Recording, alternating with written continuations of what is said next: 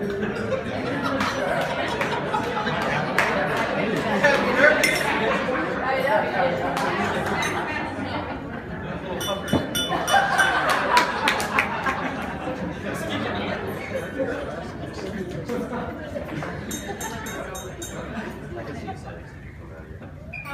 Okay, so bear with me. I'm really nervous. I wrote my speech on my phone.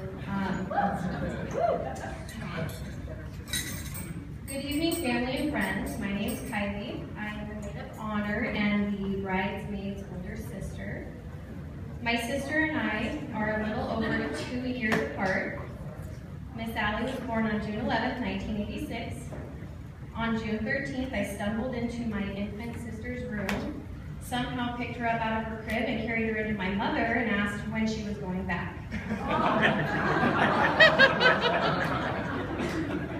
What a fool I was. Apparently, a few short days was all I needed to see that this tiny person was going to completely change our lives. How was I to know that this mysterious creature that one day left my mom's belly and came home to steal all of my hard-earned attention would one day become my best friend, my protector, my anchor, and my sounding board? At a very young age, we endured our first heartbreak. Our family lost our brother to a rare cancer at the age of 9 years old. Our mother, although completely heartbroken, pressed on and showed us love with no boundaries. Our father, while empty inside, made sure we had our tail-to-eat Pizza Hut pizzas and trips to the liquor store for a few candies. This was the time when me and my sister's relationship grew into something like roots on a tree. Over the next few decades, I would watch this girl grow into a woman. At first, I sat back and enjoyed seeing her mature and find her voice. And then this observation turned into an immense amount of admiration for the woman she was growing to be. A woman's strength isn't just about how much she can handle before she breaks. It's also about how much she can handle after she's broken. With that being said, I want to remember another very special little angel.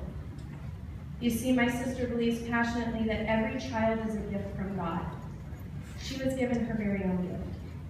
Bailey Ann is watching her mom marry the man of her dreams today. My sister is learning to trust the journey even when she does not understand it. Her strength is immeasurable. Gandhi said, "There are no goodbyes for us. Wherever you are, you will always be in my heart. Sister, one day you will hold her in your arms again." I chose Allie to be the mother of my godson, a decision I made with no hesitation and no doubt in my mind. My son loves his auntie to the moon. He sees how she gives so selflessly to her family, friends, and even strangers.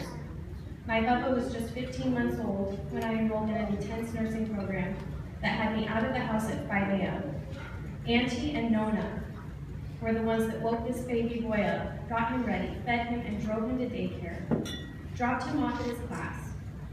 It didn't end there. Allie's nurturing and motherly instinct doesn't ever end. While Chase was playing out in the playground, Allie would periodically check out her window or peek into his class to make sure nobody was messing with him. What a lucky boy. She would sign him out of class, pack up his belongings, strap him into his car seat, and drive them home, only to do it all over again the next day. I owe so much to my mother, my sister, and my papa. I will forever be grateful for what they have given me. Special moments were made on the drive to child time, and the bond between Chase and Auntie goes so deep it can't ever be broken. I watched my sister effortlessly take care of our grandfather. Something Papa so looked forward to after his shower was he would call Allie in with his Lubriderm lotion to give him his foot massage. She would do it every time, without hesitation and with love in her heart. Papa and Allie had a special connection like no other. Most pictures taken of them were with a scowl on both of their faces.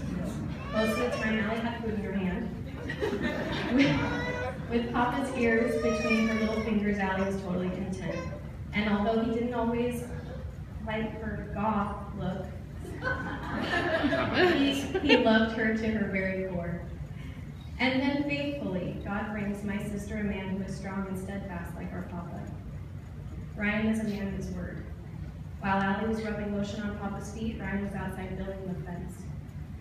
While Allie was spraying for ants so they didn't attack Papa's legs, Ryan was upgrading Papa's bed so that he could pull himself up out of it, desperately trying to help him maintain the little bit of minutes he had left. While Allie was dusting Papa's room, Ryan was installing new door handles on the sliding glass doors. While Allie was in the kitchen attempting to boil water, Ryan was doing the thing Papa wanted the most, for someone to just sit with him, maybe talk a little, and watch tons of football. It was like Ryan and Papa spoke the same language. Ryan never got jealous or territorial of the huge amounts of time Allie spent with her family. He simply went over and built relationships with all of us. He blended with this family so easily. I believe this was because of the way he was raised. Grandma, Grandpa, Lisa, I want to say thank you from the bottom of my heart. Your son has a beautiful soul. The Bible's Genesis says, "Then the Lord God made a woman from the rib he had taken out of the man, and he brought her to the man. The man said, 'This shall be called woman, for she has been taken out of the man.' For this reason, a man will leave his father and mother and be united with his wife, and they will become one flesh." I truly believe that Ryan and Allie were made for each other. Thank you, everyone.